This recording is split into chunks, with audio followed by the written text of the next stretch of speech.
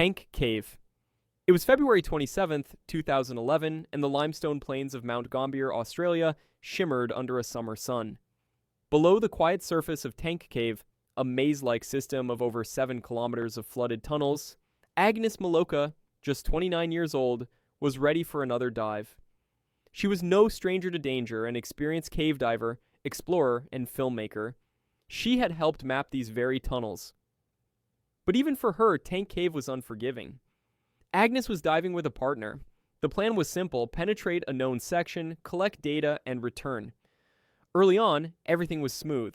They swam side by side, gliding through narrow rock corridors, twisting around blind turns and tight squeezes. But at one point, Agnes decided to explore a tight offshoot alone, something not unusual for seasoned divers. It was supposed to be a quick look. She signaled and split off. She never came back. Her buddy waited, then backtracked. Visibility was deteriorating fast. In the chaos of silt clouds and crumbling direction, time stretched. By the time the help arrived, it had been hours. Rescue divers eventually found her, wedged in a low, tight tunnel, her body still. The oxygen in her tank had long run out. It's believed she became disoriented, trapped in a silt out, unable to find her way back to the guideline. The tunnel was too narrow to turn around. She likely died slowly in complete darkness. Her body was recovered the next day. Agnes's death shook the global diving community. She had been one of Australia's best, bold, articulate, passionate. But Tank Cave had taken her. To date, Tank Cave has claimed 2 known lives, and those who enter its maze know one thing. The walls are silent, but they remember. Phantom Spring Cave. It was October 4th, 2023, and the dry desert air of West Texas hung still over Phantom Spring Cave, a remote, deceptively quiet sinkhole near the Rio Grande. It looked like nothing more than a shallow pool. But beneath the surface, it was a labyrinth of death. Narrow crevices, pitch-black tunnels, and the deepest underwater cave in the United States, over 140 meters down. Brett Hemphill, age 56, wasn't just another diver. He was a legend, the man who had mapped this very cave to its record-setting depth in 2013.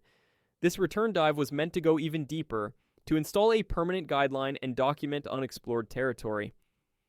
The support team of 7 members, including videographers, safety divers, and topside crew, were confident. Brett had done this before. He entered the water at sunrise. Everything was routine. He descended calmly, past the first restriction, down into the cold layers where light disappears. Past 80 meters, the cave swelled open, a submerged cathedral of stone. His line was steady, his breathing slow. Then came the uncharted. Somewhere at near 125 meters, communications cut out. The team waited. 10 minutes, then 30, then an hour. Panic didn't come all at once. It crept in, first as doubt, then as dread. Something was wrong.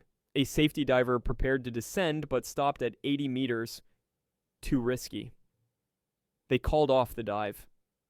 The next day, a recovery diver finally spotted Brett's body, tangled in line, motionless at over 130 meters. It was unclear what had gone wrong, perhaps a failure in the guideline, maybe narcosis, maybe a silt out that blinded him. His rebreather was still functioning when he died.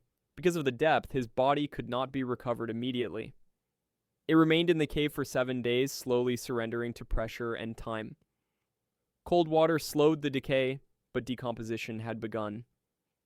When he was finally brought to the surface, it wasn't just a body. It was a man who had risked everything to uncover the Earth's last hidden world. Phantom Spring Cave has claimed 2 lives, both in pursuit of knowledge. And even now, in its silent depths, Brett Hemphill's final line still marks the place where science, bravery, and the unknown collided. Blue Hole. It was April 15th, 2000, and the tourist town of Dahab, Egypt, was waking up under the Red Sea sun.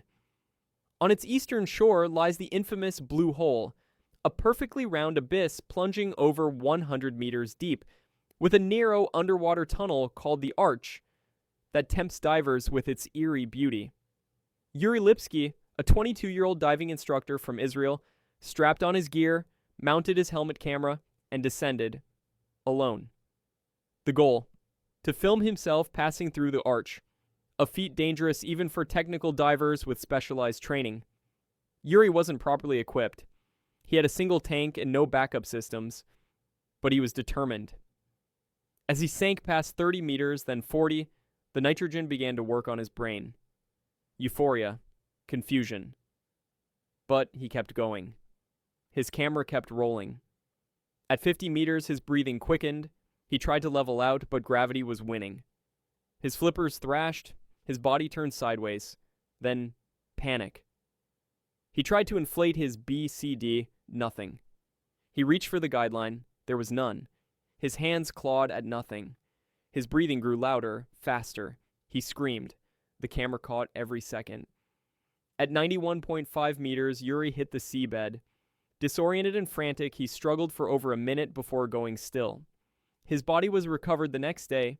His camera was brought up, and the footage, now infamous, has since haunted divers around the world. A fatal dive captured in real time.